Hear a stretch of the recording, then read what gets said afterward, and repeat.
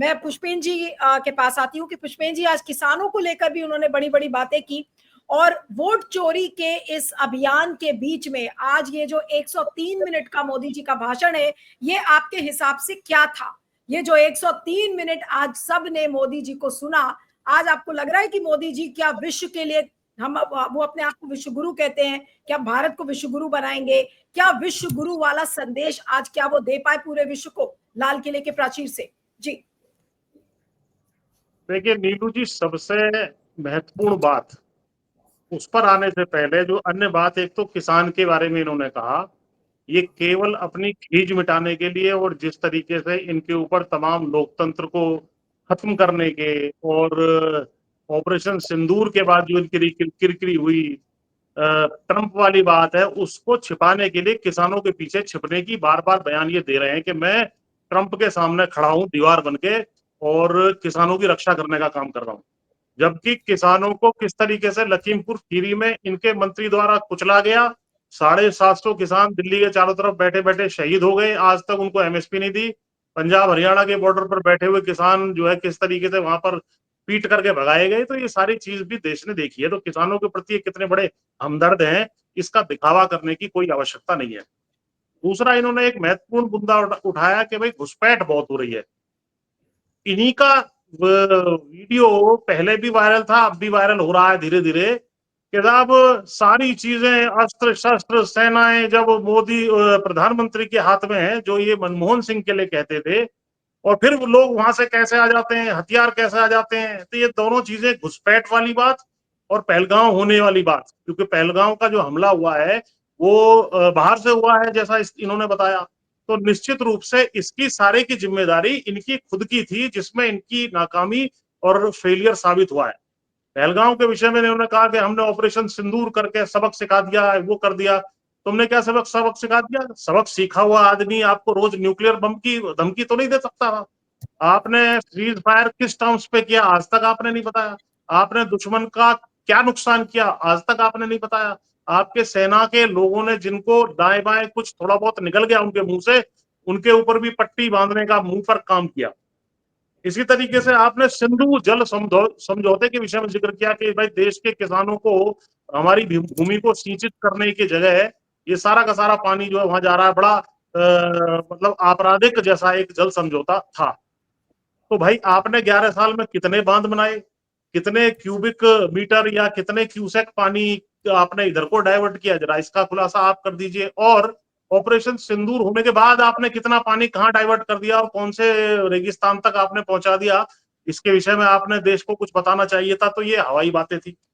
एक इन्होंने जिक्र किया है सुदर्शन चक्र का, शायद बाकी लोग इसको थोड़ा सा ध्यान से पता नहीं देखा नहीं देखा। एक इन्होंने एक और बात कही है उसके साथ साथ, कि सुदर्शन चक्र ऐसा बनाएंगे जैसा कि सूरज की किरणें भी जो है उनको रोक दिया था श्री कृष्ण जी ने, तो ऐसा बनाएंगे कि बाहर से कोई हमला हो तो हम उसको बिल्कुल ढक देंगे। लेकिन करेंगे, मैं देश नहीं, मैं इसको 2035 तक करूंगा। इसका अर्थ यह है कि 2035 तक मैं देश का प्रधानमंत्री बना रहूंगा। इसमें यह बात भी निहित है। तो ये संदेश दे रहे हैं कि भैया जो है मैं लंबे समय तक, अभी 10 साल तक हूं। स्वदेशी का इन्होंने जिक्र किया कि भैया वहां से टैरिफ लग रहे हैं, ये हो रहा है, इस इनकी मंशा थी कि हम अपने ऊपर जो है निर्भर हो जाए। और सबसे बड़ी बात जो इन्होंने की है, जो मुख्य बिंदु है मेरा, वो है आरएसएस की भूरी भूरी प्रशंसा करना। आरएसएस वो संगठन है जिसने देश को तोड़ने की जो है एक तरीके से कसम खा रखी थी, और पाकिस्तान के बनने का कारण भी हिंदू महासभा, आरएसएस और मुस्लिम लीग जैसे जो संगठन थे वही थे। और उनके माध्यम से किस तरीके से इन्होंने सारी अपने हिंदू राष्ट्र की फिलॉसफी चलाई। अभी पिछले दिनों ये किताब गोलवलकर की जो है, धीरेन्द्र झा की आई थी, इसमें सारी बात इसमें स्पष्ट रूप से बताई गई है कि भैया ये तो हथियार लेकर के ट्रेनिंग इन्होंने शुरू कर दी थी 1947 से पहले, कि साहब हम अफरा तफरी जब मचेगी तो हम हिटलर की तरह, मुसोलिनी की तरह और बाकी चीजों को राष्ट्रवाद दिखा करके देश की सत्ता पे हिंसा के माध्यम से, हथियारों के बल पे कब्जा कर लेंगे। और पाकिस्तान बना करके, बिल्कुल ठीक है, मुसलमान वहां चले जाएंगे, मुसलमानों को मारना कूटना, जूस को जिस तरीके से, यहूदियों को जिस तरीके से हिटलर ने कहा और जो है सारी चीजें कही, इस विषय में ये किताब भी जो वी और नेशन ऑफ डिफाइंड है, ये भी मैंने पिछले दिनों 2-3 बार पढ़ी। तो हिंदू राष्ट्र बनाने का जो इनका सपना है वो ही उसी पर लगातार काम कर रहे हैं। पॉलिटिकल निहितार्थ इसका ये भी है कि जो पिछले साल जेपी नड्डा ने ये कहा था कि हमें आरएसएस की बहुत ज्यादा आवश्यकता नहीं है, हम सक्षम हैं जीतने में, उसके ऊपर भी लीपापोती करने की, क्योंकि आजकल आरएसएस बहुत ज्यादा इनसे नाराज है। आरएसएस इनको हटाना भी चाहता है, जिसके विषय में 75 साल पूरा होने के विषय में रिटायर हो जाना चाहिए, ऐसा आरएसएस के चीफ का स्टेटमेंट पिछले दिनों आया था। और अगले 17 तारीख को, ये सितंबर को 75 साल के हो रहे हैं, उससे बचने के लिए आरएसएस अपने आदमी को भाजपा के अध्यक्ष के रूप में चाहता है, और बाकी मुख्यमंत्री हो या संगठन के ऊपर नियंत्रण चाहता है। तो वो चीज का एक तरीके से लीपापोती करने के लिए, आरएसएस को खुश करने के लिए, आरएसएस को सबसे बड़ा देशभक्त और पता नहीं इन्होंने क्या क्या देश के लिए किया है, ऐसी प्रशंसा लाल किले के प्राचीर से इन्होंने, जो खुद भी ये पूर्व जो है आरएसएस के सदस्य रहे हैं, स्वयं सेवक के रूप में एक तरीके से इन्होंने इस भाषण को वहां दिया, जो देश को बिल्कुल भी सहन नहीं करना चाहिए।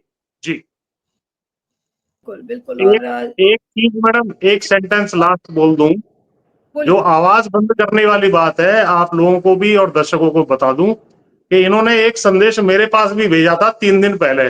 12 तारीख को दिल्ली पुलिस का एक स्पेशल ब्रांच है, कुछ लोग मेरे पास आए थे और उन्होंने मुझसे कहा कि ये पोस्ट आप करते हो, पोस्ट फेसबुक पे आप बोलते हो, ये करते हो करते हो, और उन्होंने एक इंस्पेक्टर से मेरी बात कराई और कहा कि अगले दिन आपको वहां स्पेशल ब्रांच में, जो सादिक नगर है, वहां आना है।